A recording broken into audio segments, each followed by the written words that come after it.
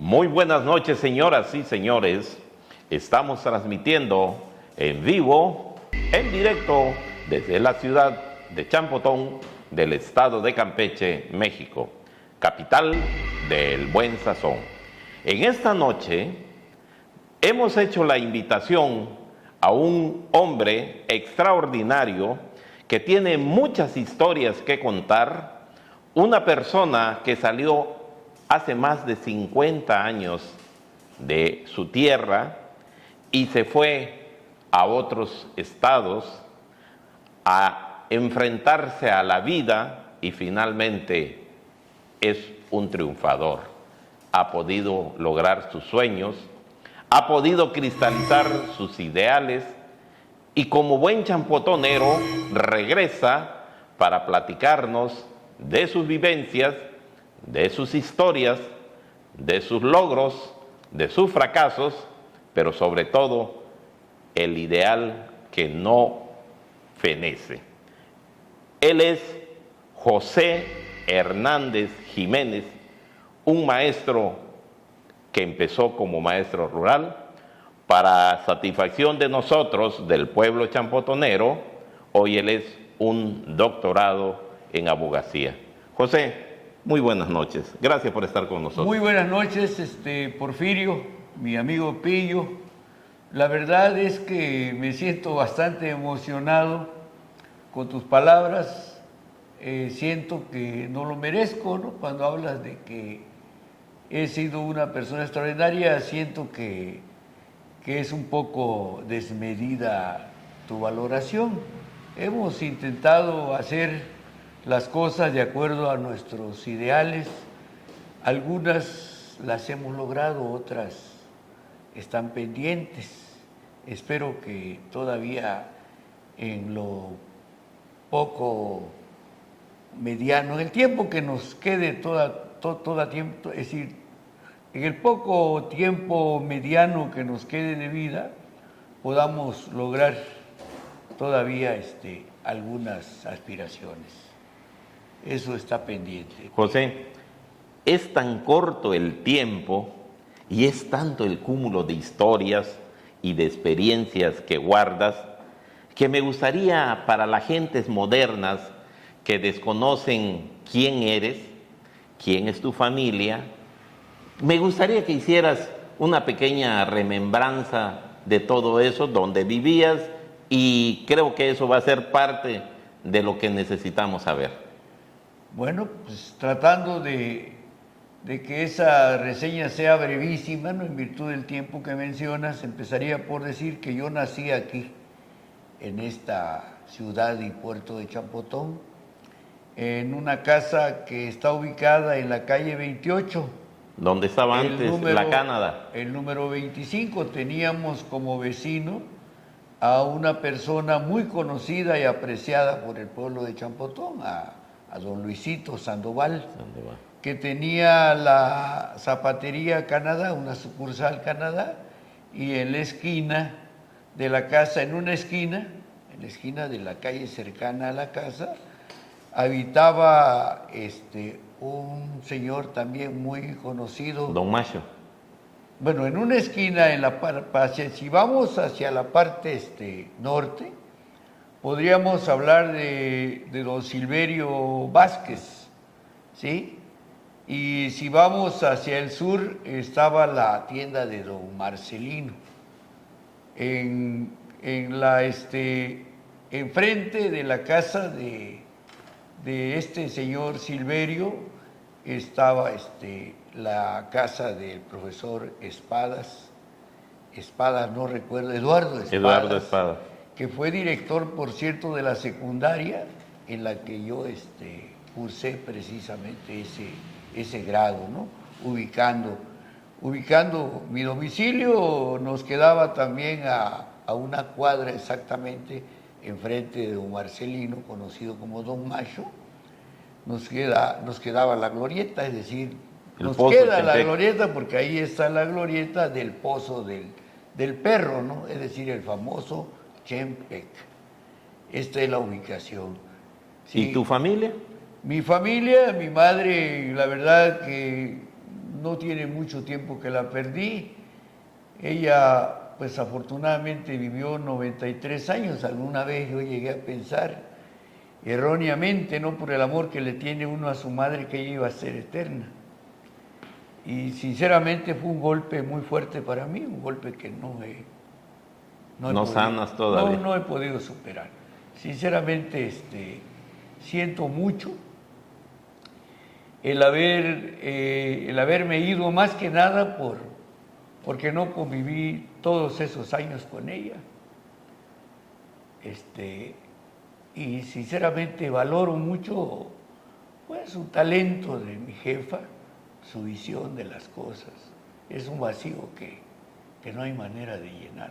Ella se llamaba Mercedes Jiménez, se casó con un hombre que a la vez también seguramente no lo supe valorar porque él, pues no sé, fue un hombre, me parece a mí, que fue muy trabajador, un hombre muy honesto, muy sencillo, también muy humilde, que trabajó como agricultor. Ellos con su familia, él desde muy pequeño llegaron del estado de Guanajuato, hace muchos años, antes de que vinieran las oleadas de migrantes del centro de México en la época de Díaz Ordaz. Mi padre es de una época anterior, él vino prácticamente, llegó de bebé aquí con sus hermanos y fundaron un rancho al que le dieron el nombre de Santa Anita. Ellos lo levantaron prácticamente en la selva. Desafortunadamente no se preocuparon por registrar su posesión, en donde ellos hicieron noria, llegaron a tener ganado, cultivos, etcétera, y fueron despojados por quienes ya en la época de los migrantes traídos primero por Díaz Ordaz, después por el que lo sucedió, hicieron ejidos, y si él se hubiera preocupado por registrar esa posesión, seguramente que no hubiera habido problema, porque para despojarlo de esos terrenos hasta fue asesinado. Él fue asesinado en el año de 1980, pues principalmente con la pretensión de despojarlo de esa tierra, de esas construcciones que ellos habían hecho, él y sus hermanos. Hasta este momento no se sabe. ¿Cómo sucedió? No se sabe efectivamente quién fue el responsable, el homicida. Es un homicidio que sigue impune. No sé qué tanto sigan impunes en el estado de Campeche, pero este es un caso, ¿no? Mi padre asesinado en el 80, hasta este momento no hubieron las investigaciones. Si se hicieron, no rindieron frutos, y prueba de ello es que él o los criminales están impunes. A 42 años sí, este es el recuerdo que tengo de mi padre y de mi madre. ¿Y de tus hermanos? Sí, de mis hermanos, tuve 2 hermanos, mi hermano Carlos, de los mismos apellidos míos, Hernández, y mi hermana Yolanda, la más pequeña de los 3. Los 3 hicimos la carrera de maestros. Yo estuve en Ciudad del Carmen, fui compañero de algunos que ya no están en este mundo, ¿no? Ya no nos están acompañando. Recuerdo entre quienes ya se fueron, a un compañero que se llamaba Candelario, le decíamos Canduchito.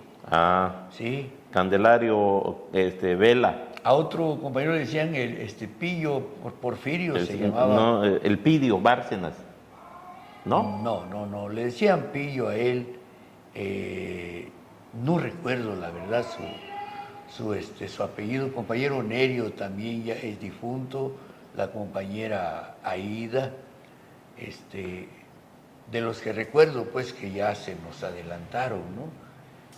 Dentro de esa misma camada de jóvenes que estuvimos en el Carmen cuando hicimos la normal, hay que mencionar entre los vivos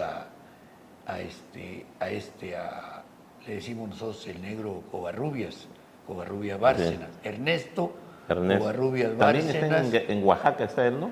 No, está en Guerrero también, pero te seré franco, yo la verdad es que nunca he tenido la oportunidad de convivir con él, porque yo estaba en una... Guerrero es muy extenso, Guerrero tiene alrededor de 60 y tantos mil kilómetros cuadrados de extensión, creo que son 67,000 kilómetros cuadrados, está dividido en 7 regiones, él está en la región que le llaman de la montaña, por allá por Tlapa, y yo en los últimos años he estado en la ciudad de Iguala y después en Chilpancingo, aunque originalmente llegué a la ciudad de Chilpancingo, que es la capital del estado de Guerrero. Termino diciéndote que los compañeros con los que hicimos equipo allá en Ciudad del Carmen, mencionamos a Ernesto Covarrubias Bárcenas, a un compañero Manuel Rosado, le decíamos con mucho cariño el burrito, ya murió, ya falleció. Estaba también el compañero Félix Pevia. Todavía vive. Fue compañero nuestro, Felipe Chávez. Todavía vive. También estuvo el compañero Alfonso. Uribe, Alfonso. Se llama, le decíamos. Luis Alfonso. Jugaba Lichón. él. Lichón. Lichón le decían, se llamaba Luis. Luis Humberto. Luis, creo que él ya murió. Ya murió también. Tengo entendido que ya murió, ¿no? Sí. Estuvimos también con Agustín ahí. Agustín Castro Alayola. Agustín Castro, sí, exactamente. Fue compañero nuestro. Miguel Arcángel Díaz. Porque hicimos una gestión. Ante el gobernador en ese tiempo, me parece que era el negro Sansores. Algunos decían que era un sueño, que era imposible, ¿no? Y dije, no, ¿por qué no vamos a que nos escuche el gobernador? Y nos escuchó y nos otorgó una casa del estudiante en Ciudad del Carmen. Esta es pues que a lo mejor es una respuesta muy extensa, ¿no? No, está bien. Asunto. Está bien. Al asunto, porque esto decíamos, pues, si te metes en anécdotas de ese tiempo, pues olvídate, no acabaríamos en esta plática, ¿no? No, lo que se trata es eso, ¿no? Que hay mucha gente que desconoce quién eres y de dónde vienes. Quizá como vienes aquí a Champotón y que últimamente has estado más periódicamente aquí en Champotón, pues mucha gente piensa que eres un turista y no saben que eres prácticamente uno de los fundadores de Champotón, de la juventud que abrió paso, que rompió los estereotipos, que se dio a la tarea de inventarse o de reinventarse, ir a buscar un nuevo horizonte, una nueva oportunidad, enfrentándose hoy sí que contra toda la adversidad, contra todo lo que pudiera suceder, y finalmente se logra el objetivo. Pero mira, José, me vas a permitir un minutito, vamos a salir a un espacio, y para el público que nos hace favor de seguirnos, le decimos que este es su programa, La Banca, la Noche y Usted. Volvemos solo en un instante con esta interesante plática con José Hernández Jiménez. Gracias.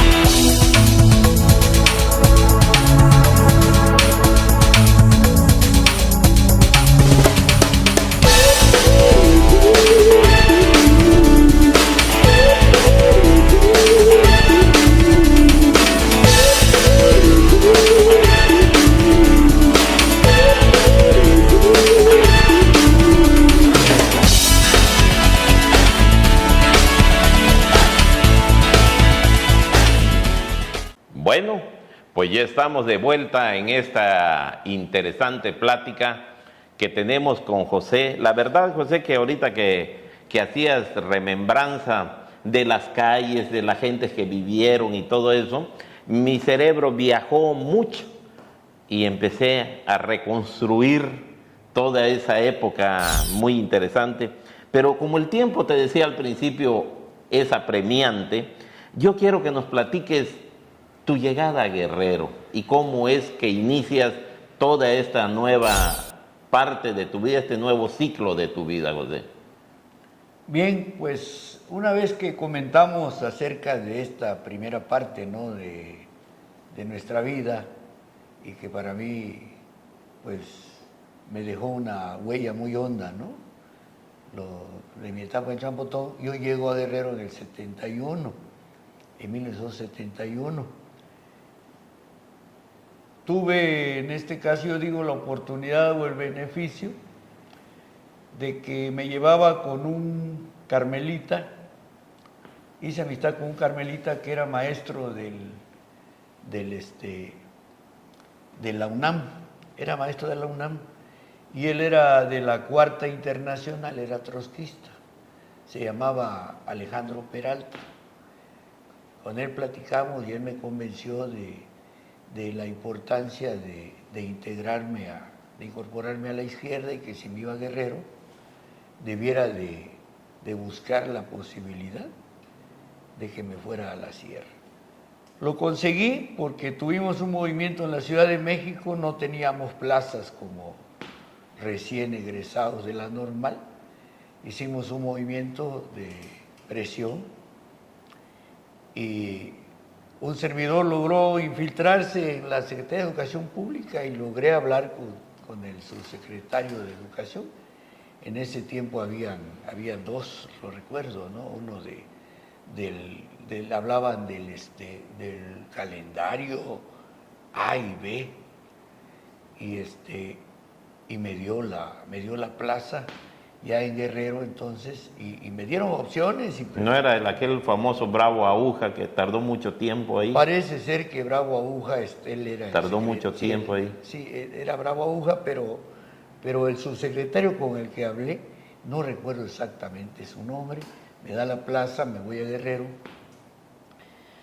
y ahí me encuentro con que tengo toda la posibilidad de irme a la sierra, y me fui a la sierra.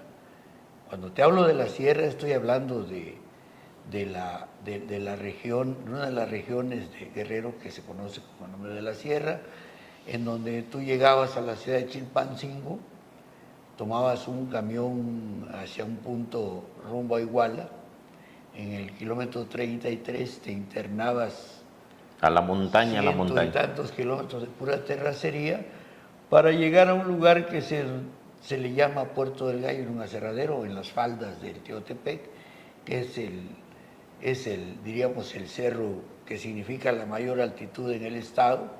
Había un frío terrible, ¿no? En esos tiempos era posible que tú te fueras a las 3, 4 de la mañana caminando. Yo de allá de Filo de Caballos, llegaba en el autobús, de ahí tomaba un tráiler y llegábamos a Puerto del Gallo, que no tenía nada de puerto, simplemente era un punto ahí. Ni había mar, ni había nada. No, en el cerro, en las faldas del Tutepec. Y de allá a la comunidad todavía me hacía yo 5 horas caminando, ¿no? Y ahí tuve la oportunidad de entrar en contacto con gente que estaba en el movimiento muy fuerte de Lucio, y entonces pues yo me fui a la Universidad Autónoma de Guerrero, me acerqué a Chilpancingo, ingreso a la Facultad de Filosofía y Letras, y con el respaldo de la izquierda me hacen presidente de la Federación de Estudiantes. Yo le agradezco a los guerrerenses que me hayan pues dado esa oportunidad. Para mí fue un honor, una distinción, y fui dirigente de la Federación. ¿Cuánto tiempo? De Estudiantes Universitarios Guerrerenses pues estuve casi 3 años al frente de la federación. Nosotros teníamos una posición bastante radical. La universidad primeramente la tuvo el primer rector democrático que llega. Nosotros lo respaldamos para que gane la rectoría, el doctor Rosalío Güencerreza. Está 3 años y le deja prácticamente quien lo sucede en la rectoría es integrante del Partido Comunista. Me recuerdo su nombre de esta persona, Argímedes Morales Carranza. En ese periodo yo estuve como dirigente de la Federación Estudiantil Universitaria, pero no teníamos, en virtud de las posiciones políticas, los jóvenes, la juventud de ahí, estaba muy identificada ya con el movimiento guerrillero y no con el Partido Comunista. ¿Por qué razón? Bueno, porque veían que la gente del partido, como era gente con más teoría, con más formación teórica y vinculados eran parte pues eran parte filial del Partido Comunista de la Unión Soviética, ¿no? Entonces, pues todo este movimiento muy radicalizado y muy identificado con la guerrilla, pues consideraba que las posiciones de ellos eran demasiado tibias y reformistas, que no eran las auténticamente revolucionarias.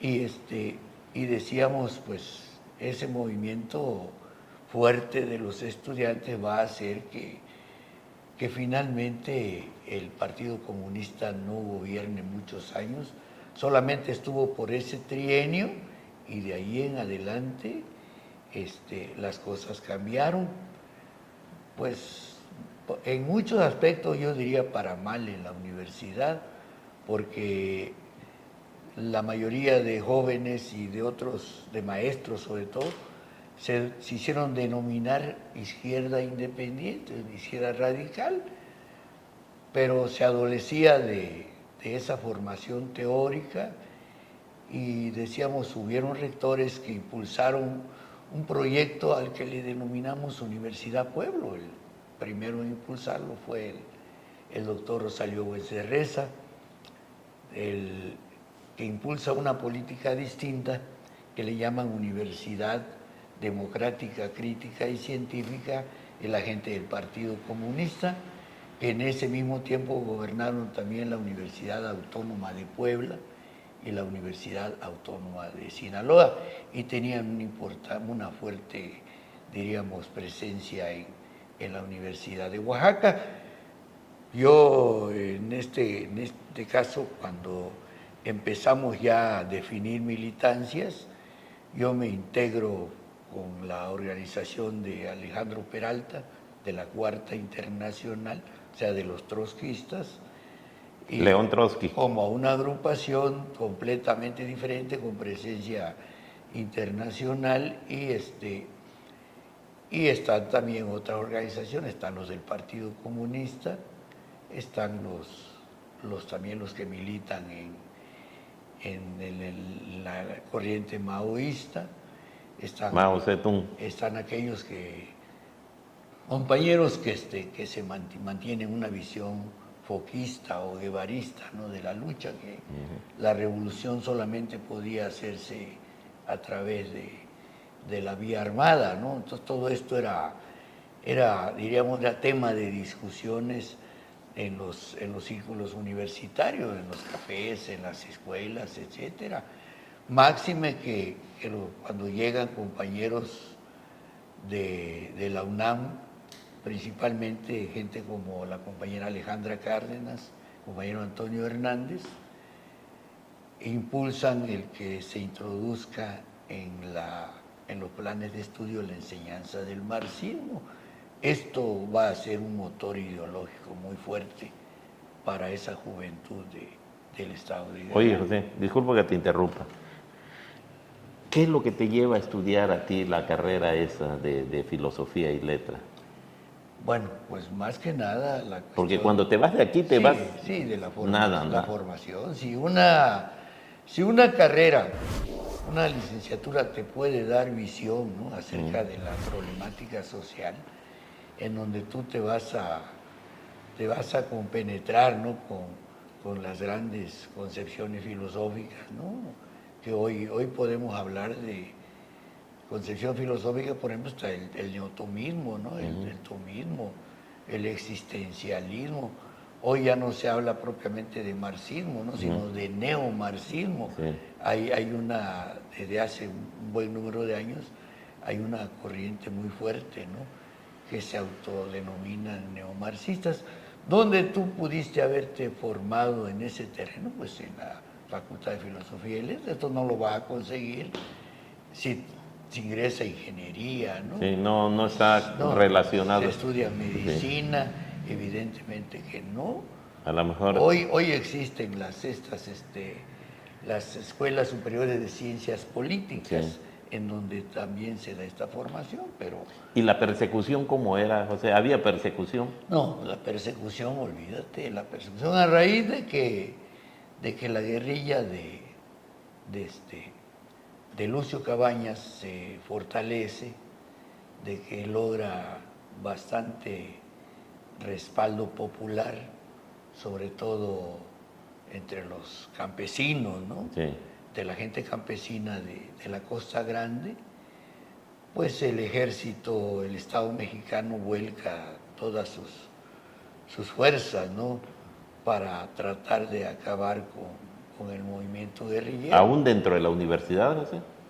En contra de la universidad se lanzan más que nada por la cuestión ideológica, porque la universidad lo que le dio al movimiento de Lucio fue sobre todo un gran respaldo social, las movilizaciones sociales. En lo ideológico, ¿no?, pues evidentemente que están identificados con quien era el paisano, parte de Guerrero, y que luchaba por mejorar las condiciones del Estado. No hay que olvidar lo siguiente, que el Estado de Guerrero ha sido uno de los estados en donde ha existido y existe más miseria. Hay 3 estados en la República que son señalados como los del mayor atraso en lo que se refiere a la cuestión de la pobreza, ¿no?, que son Oaxaca, Chiapas y el estado de Guerrero. Lo de Chiapas, el hecho de que ahí esté el Ejército Zapatista de Liberación Nacional y que tengan una buena parte de esos pueblos ya bajo su control, bajo su gobernanza, esto muestra, ¿no?, que verdaderamente estas zonas indígenas se identificaron con ellos. En Guerrero, muchísima gente se identificó con el movimiento de Lucio, porque Lucio, ¿qué buscaba? Buscaba justicia. En Guerrero se habían cometido demasiados asesinatos. El PRI, hay que decirlo, el PRI nunca debe de volver a gobernar este país. ¿Por qué razón? Porque fueron fundamentalmente asesinos. En el caso a nivel nacional, tú conoces las masacres, los genocidios del 68 en la Plaza de las Tres Culturas, y también otro genocidio de menor dimensión, que fue el del Halconazo, en la calzada México-Tacuba. Bueno, pero ahí tenían ustedes en Guerrero a Figueroa. Sí, esto fue en el 71, te decía yo, pero en el caso, por ejemplo, de Guerrero, se había dado la matanza de copleros, se había dado la matanza en la escuela en donde daba clases Lucio, ¿sí?, en donde resultaron varios muertos, y que ello obligó precisamente a Lucio a tomar las armas, ¿sí? Pero decíamos, además estaba la matanza del 60, cuando la gente se volcó a las calles de Chilpancingo para exigir la autonomía a la universidad. Esto fue en el año de 1960, ¿sí? Y también mucha gente fue asesinada, una masacre allá. Entonces, masacres en distintos puntos, pues en distintos lugares, una pobreza bastante acentuada en todo el estado. Decíamos, represión, miseria, falta de vías de comunicación. La guerrilla de Genaro y la de Lucio posteriormente va a permitir inclusive que algunas vías de comunicación, sobre todo carreteras, se construyan en el Estado, no existían. Me permite tantito, José, está muy interesante, pero el tiempo, necesitamos salir a un espacio. Ahorita que vengamos, quiero que por favor continúes con esta parte tan interesante y que además nos platiques. Tú conociste físicamente a Lucio Cabañas y si tuviste alguna relación, pero eso lo vamos a platicar en un instante. Volvemos solo un minutito y estamos de vuelta con ustedes en esta interesante plática de la banca, la noche y usted. Volvemos.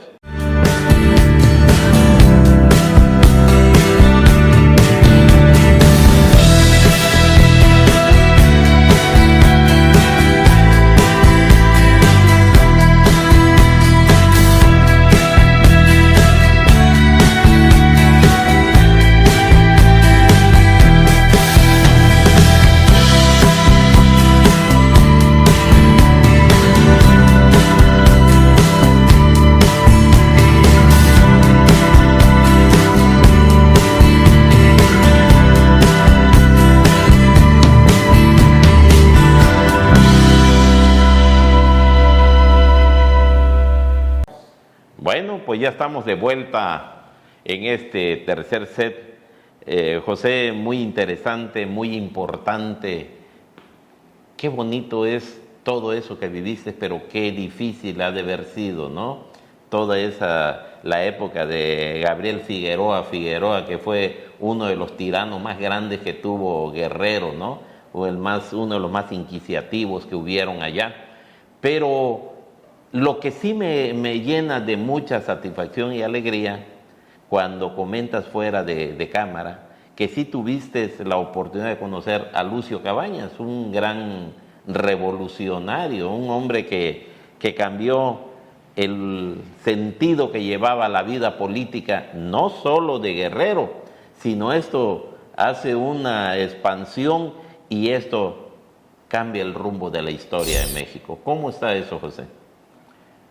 Mira, la realidad es que el movimiento en Guerrero, sobre todo la represión más fuerte, más dura, se va a dar precisamente a raíz de que Lucio secuestra a Rubén Figueroa. Lo secuestra, lo tiene en la sierra y pide como rescate una determinada cantidad en millones de pesos de ese tiempo, ¿no? Se logra ese objetivo, Lucio libera al gobernador, lo libera, él es liberado por Lucio, no lo ejecuta, no lo asesina. Y a raíz precisamente de que es liberado, él sale convertido en un verdadero energúmeno, en donde se va a lanzar no solamente en contra masivamente de pueblos de la Costa Grande, desatando una represión tremenda en base al ejército, a la llamada Brigada Blanca, a cuerpos parapolicíacos, todo lo que encontró. Sí, en este caso a los policías del Estado, etcétera. O sea, los órganos represivos van a prisionar, van a capturar a muchísima gente y muchos de ellos van a ser asesinados, van a ser ejecutados en el momento, muchos van a ser lanzados al mar. Hay muchísimos libros acerca de esto ya, ¿no? En donde se difunde qué es lo que ocurrió con tanta gente. Se repite lo del 68, ¿no? Sí, pero estos fueron asesinados así, no en un escenario de masas, sino fueron capturados, detenidos, torturados en sus propios pueblos y principalmente ahí, decíamos, es el ejército el que va a ser el principal organismo represor. Y la guerrilla de Lucio, pues se ve obligada cada vez más a tener que enfrentar al ejército, ¿no? Y ya no, va a haber un momento en que va a ser tal la fuerza que va a tener el Estado mexicano ahí que Lucio es cercado, ¿no? Y él mismo, para no permitir que su cuerpo fuera ultrajado, etcétera, él mismo se va a disparar. Claramente que pues, todo el mundo sabe que en lugar de que debieron haberle dado pues a él atención médica, etcétera, porque no muere en el momento, uno de los oficiales del ejército va y le da el tiro de gracia. Fue un vil asesinato. ¿Sí? ¿Por qué? Pues porque la guerrilla pues también es parte, ¿no? de ciertas convenciones de carácter internacional, y no vas a asesinar tú en el momento que tú captures a un guerrillero, vas a ejecutarlo. Entonces decíamos lo siguiente: la represión se va a desatar, van a instalar retenes militares por todos lados, mucha gente de la universidad va a ser detenida, se los van a llevar a muchos de ellos al campo militar número 1, a otros a distintas mazmorras que tenían en la Costa Grande y en Acapulco, ¿sí? A mí me tocó que precisamente una de las movilizaciones que hicimos precisamente de respaldo a ese movimiento y a que retiraran los retenes militares, en donde detenían a mucha gente de manera totalmente indiscriminada, ¿no? Bastaba con que fuera de tal pueblo, y si ese pueblo estaba en el proyecto, según ellos, pues estaba influenciado, había presencia de la guerrilla, te detenían, y para que te zafaras de allá, para que te soltaran, para que te liberaran, estaba en chino. Por eso se habla de estamos hablando de cientos de muertos, no de 30 ni de 40, de centenares de muertos, ¿sí? A mí, yo la relación que tuve principalmente con Lucio fue sobre todo a través de quien lo va a suceder a él en la fuerza guerrillera que surge del propio Partido de los Pobres, que es las Fuerzas Armadas Revolucionarias a través de Carmelo Cortés, ¿sí? Y el respaldo se le va a dar de carácter, sobre todo social, de carácter político. Nosotros no podíamos quedar cruzados de brazos ante todo ese tipo de atropellos, ¿no? De esos abusos y excesos, gente, ¿no? Sí, muchísima gente hoy que está exigiendo justicia. ¿Por qué razón? Porque sus familiares fueron desaparecidos, quieran tener oportunidad de saber a dónde quedaron esos cuerpos para poder darles, como dicen ellos, cristiana sepultura.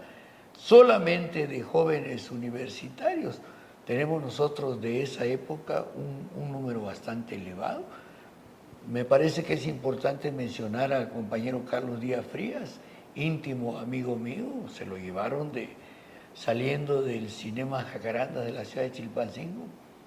Nunca volvió. Nunca lo volvimos a ver. Nos enteramos que lo tuvieron en el campo militar número 1, junto con otro jovencito que se llamaba, por cierto, Luis Armando Cabañas. Ese muchacho ni siquiera participaba en política. Pero el apellido lo detuvieron por el apellido Cabañas, pero así también con Carlos Benavides, con un compañero que nosotros le decíamos el Penta, se llamaba Floriberto Clavel Juárez, con la compañera Tania, es decir, jovencito, gente joven. Compañero Carlos Díaz Frías estaba unos cuantos meses de terminar su carrera. Todos esos son crímenes de los cuales son responsables principalmente el Estado Luis mexicano. Echeverría Álvarez, ya es decir, personalizando, ¿no? El señalamiento, Luis Echeverría Álvarez y Rubén Figueroa, Dos ¿sí? grandes asesinos. Yo ¿no? te decía, a mí me agarraron, me bajaron violentamente de un autobús en Acapulco, todavía en mi calidad de dirigente de la Federación Estudiantil, y me tuvieron secuestrado porque no reconocían que me tenían 27 días en una mazmorra de la ciudad de Acapulco, ¿sí? Estuve ahí 27 días y el señor Rubén Figueroa me pusieron al teléfono con él y él me dijo que pues de que lo mejor que podía yo hacer era irme del estado de Guerrero. Pues a mí no me pudieron probar ellos absolutamente. Buscaban, ¿no?, que la gente, pudieran probarle que la gente estuviera involucrada en actos sobre todo de carácter militar, ¿no? En donde hubieran resultado muertos, por ejemplo, del ejército. Y en actividades también que hubieran estado vinculadas con el dinero Del que él había dado, ¿no? sí, Para su libertad. Efectivamente, de los millones que dio. Y en absoluto, no, yo estuve totalmente al margen de ese tipo de cuestiones. Oye, José, ¿Sí?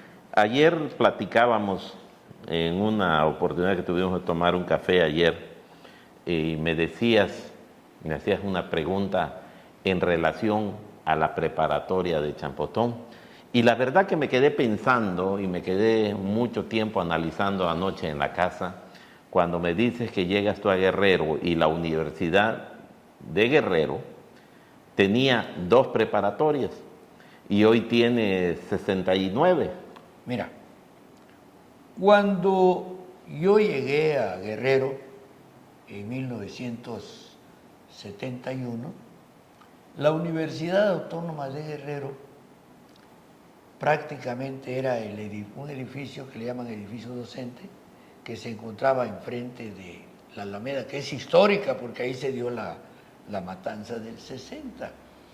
Y la universidad tenía solamente en ese entonces como preparatorias dependientes, ¿sí?, a 7 preparatorias en el año 1971. A mí la verdad me deja asombrado el hecho de que de esa fecha a la presente, la Universidad Autónoma de Campeche, y esto pensando sobre todo en la educación de la juventud, tenga solamente dos preparatorias dependientes, que no hay que confundir una preparatoria dependiente con una preparatoria incorporada. Las preparatorias incorporadas son aquellas a las que una institución, por ejemplo, una universidad, le reconoce Como las privadas, ¿no? su plan de estudio, sí, eso nada más, le reconoce el plan de estudio, pero no tiene ninguna obligación de carácter económico con su plantilla, ni con la plantilla docente, ni con la plantilla administrativa, ni técnica, ni de intendencia. Y en cambio, cuando una preparatoria pasa a ser dependiente, es decir, la universidad, en este caso la absorbe, con su personal. Claramente que el personal no lo va a absorber de manera totalmente irregular, ¿no? No, se tiene que hacer cubriendo ciertos requisitos, ¿sí? Los maestros pues tienen que cumplir con los Capacitarse. cumplir con los requisitos, en este caso formales, hablamos del título, ¿no? Sí. Actualmente en la Universidad Autónoma de Guerrero, si tú trabajas en una preparatoria, tienes que tener título y cédula de licenciatura para trabajar en preparatoria. Para laborar en una escuela superior, en una facultad, necesitas tener título y cédula de maestría. Y para trabajar en nivel ya de doctorado, necesitas tener doctorado, ¿sí? En el caso de aquí de Champotón, particularmente en mi querido terruño, mi patria chica, pues a mí me preocupa el hecho de que parece ser que la preparatoria que se ha llamado preparatoria nocturna Champotón. ya tiene alrededor de 50 años, más de 50 años, hacíamos la cuenta. En el 68 empezó. Sí, creo que tiene 54 años. Y yo digo, ¿cómo es posible que un lugar histórico, anterior inclusive a la propia ciudad de Campeche, como es Champotón, ¿sí? De acuerdo con Bernal Díaz del Castillo, ¿no? Él dice que aquí había un asentamiento del pueblo maya, Sí. muy numeroso, que él cuando menos calculó que habían 5,000 casas aquí. Sí. ¿Sí? Entonces uno se pregunta, oye, Champotón, con toda la historia que tiene, en donde ese pueblo maya le infligió la primera derrota a los españoles. En toda América. Sí, efectivamente, en toda toda la América. etapa esta de la conquista. Y dices tú, bueno, con todo ese historial, ¿cómo es posible que los jóvenes de la preparatoria no estén gozando ya de formar parte de la Universidad Autónoma de Campeche? Esto va a permitirle inclusive a los maestros, obtener, ¿sí?, seguridad en el empleo. ¿Por qué razón? Porque van a estar bajo la protección del contrato colectivo de trabajo, van a tener derecho a un salario decoroso, a prestaciones, a su aguinaldo, ¿sí?, e inclusive pues hasta para el retiro, ¿no?, ya en lo que se refiere a la afiliación a algunos de los dos grandes centros de seguridad social que existen en este país. Entonces a mí, digo, me asombra de que tuve la oportunidad, pasé por la preparatoria hace unos 3 días y me dice mi hermano, vamos a entrar, está abierto para que veas cómo está aquí el ambiente. Vi que había una oscuridad tremenda, eran alrededor de las 7:30 y no tenían ni luz. Pero además me encontré con una estructura grotesca. Desde mi punto de vista Académico. La estructura grotesca de un edificio abandonado, que les superpusieron enfrente del edificio original, sí, de la preparatoria, que antes que haya habido prepa ahí hubo otro tipo de... Ahí estuvo primero salubridad. Efectivamente, estuvo salubridad en ese edificio. Y decíamos, su arquitectura era parte de algunos... Del entorno de la algunos ciudad. Edificios de lo que es propiamente el centro histórico de Champotón. Y a mí me asombra, por ejemplo, el hecho de que, ¿cómo es posible que un lugar con tanta historia y además, dada esa trayectoria que ha tenido la preparatoria nocturna, le hayan superpuesto, ¿sí?, una estructura grotesca como ese edificio que hicieron? Que rompe todo, ¿no? Rompe con toda armonía o toda congruencia arquitectónica. Pero yo voy aquí, José, porque fíjate, si alguien en su casa quiere hacer un cambio de la fachada de su casa, vienen los de INA y te multan y te hacen, y pasa todos los problemas habidos y por haber. Y cómo de manera tan abusadora del poder, muchacho que ahora se habla mucho en los medios de comunicación del fraude a Campeche, de esa supercasa allá en Campeche, y aquí en Champotón, el que era presidente municipal en ese momento, cómo se llevan toda la lana, cómo agarran y sobreponen a la preparatoria, que esa preparatoria, José, fue la máter de todas las escuelas que han pasado aquí en Champotón. Ahí han estado desde el TEC, ha estado los del Covach, han estado los del CETIS, han estado inclusive los de la escuela esa de los sacerdotes, ¿cómo se llaman? Los maristas, ahí han estado. Las primarias ahí han estado. Y cómo de esa manera tan violenta, tan cruel, tan asquerosa y tan puerca agarran y nos quitan un edificio, nada más, y ponen el museo, pero yo creo que se llama el Museo de la Ignominia, porque veo que todo lo que estaba ahí en la preparatoria, hubo una oferta, según tengo entendido, que les iban a mejorar el edificio, que les iban a poner aire acondicionados, que se les iban a poner buenos equipos para que los muchachos estudiaran. Todo iba a ser muy bonito. Lo único que sí tengo entendido, que hubo una rapiña indiscriminada por un presidente municipal que se llevó todo, y no hubo alguien que dijera, ¿qué pasó? Entonces, la verdad que sí comparto contigo cuando haces esas reprimendas y dices, bueno, ¿qué pasó, Porfirio? ¿Qué estamos haciendo?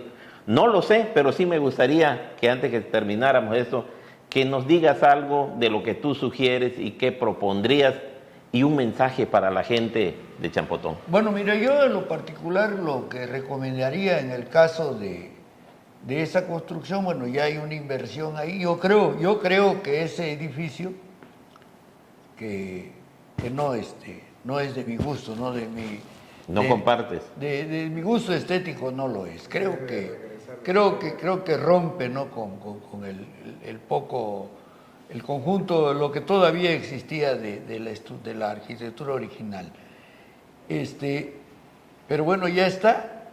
Si gastaron, invirtieron ahí, no sé, siento que invirtieron unos 45 millones de 4 pesos. millones. 45. Por favor, ¿no? No, así lo dice el informe.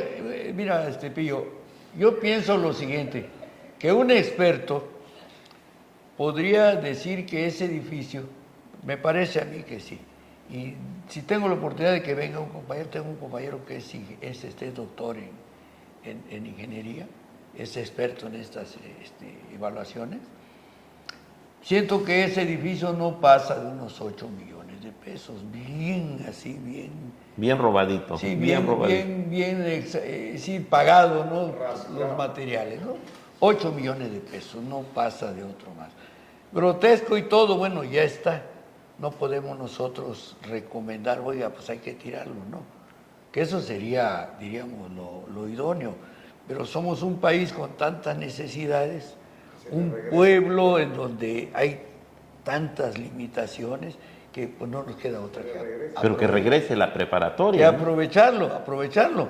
Entonces, uno sería aprovechar ese edificio que pase a manos de la preparatoria. Sería un primer punto. 1.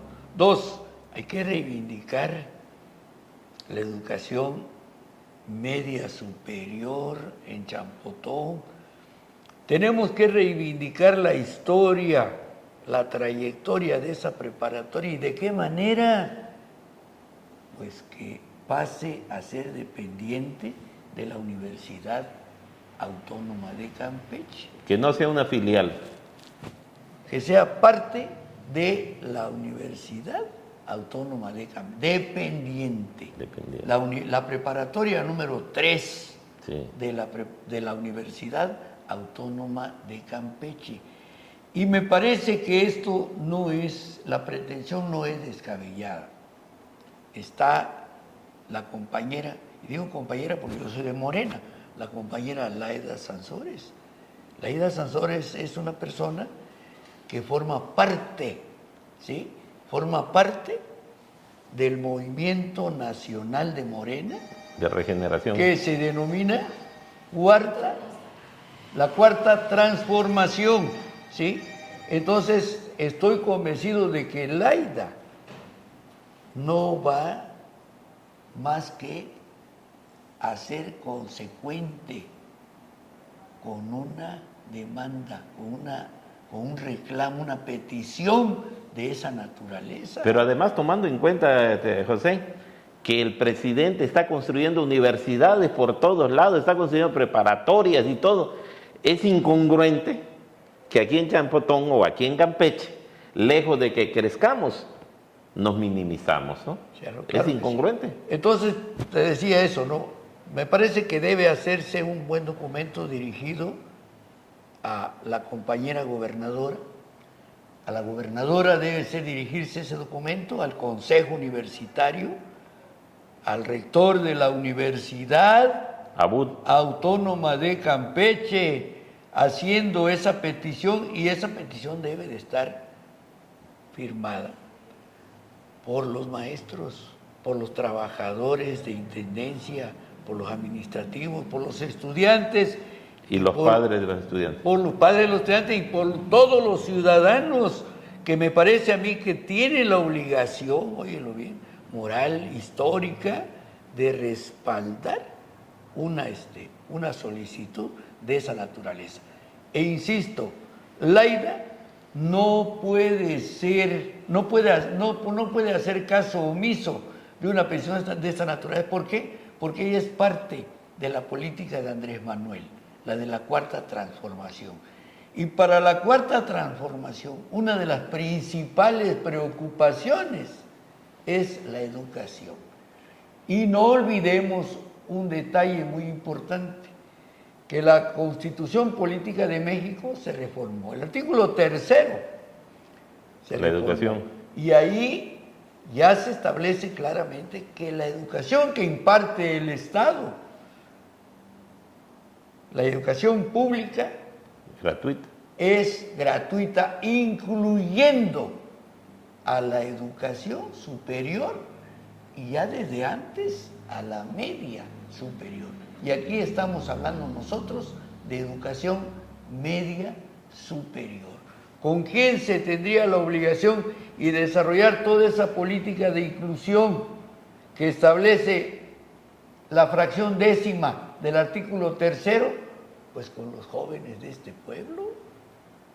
No veo yo de qué otra manera se podría reivindicar a la preparatoria y a la juventud estudiosa de Champotón. Para mí eso, decíamos, es una condición una condición imprescindible, debe de resolverse satisfactoriamente. No le encuentro otro camino, ¿no? Pues qué bueno, José. Te agradezco, la verdad. Agradezco a José, que nos hizo el favor de visitarnos desde Guerrero, un gran amigo de muchos años. Él es mayor que yo, pero siempre hemos sido amigos. Le agradezco este detalle que tuvo. Te agradezco, José, estos tiempos que para ti son tan valiosos, los haya dedicado para nosotros, para el pueblo de Champotón, para la gente que nos ve más allá en nuestras fronteras, para esa gente que nos sigue a través de nuestros dos canales en YouTube. Nos pueden encontrar como Telesférica con KA al final, y los que nos ven por Face nos pueden encontrar como La Banca Champotón. José, solo te quiero decir, disfruta de tu estancia en Champotón. Los champotoneros que conocemos y te conocemos, nos sentimos muy orgullosos, nos sentimos muy satisfechos y te damos la bienvenida. Ojalá y pronto puedas estar otra vez con nosotros para que sigamos platicando. Porfirio, José, muchas gracias por tus palabras. A mí, la verdad, pues verdaderamente me estimulan para continuar trabajando, ¿no? Yo solamente lo que puedo decir finalmente es que en lo que yo pueda servirles a ustedes, a los de la banca, estoy a sus órdenes. Y en lo que se refiere también a esa petición para los jóvenes de la preparatoria, con todo gusto estamos a sus órdenes. Muchas gracias a todos ustedes. Pues muchísimas gracias, que pasen muy buenas noches. Este fue su programa La Banca, la Noche y Usted. Yo soy Porfirio Alberto Martínez Javier y nos vemos en un próximo programa. Gracias. Que pasen muy buenas noches.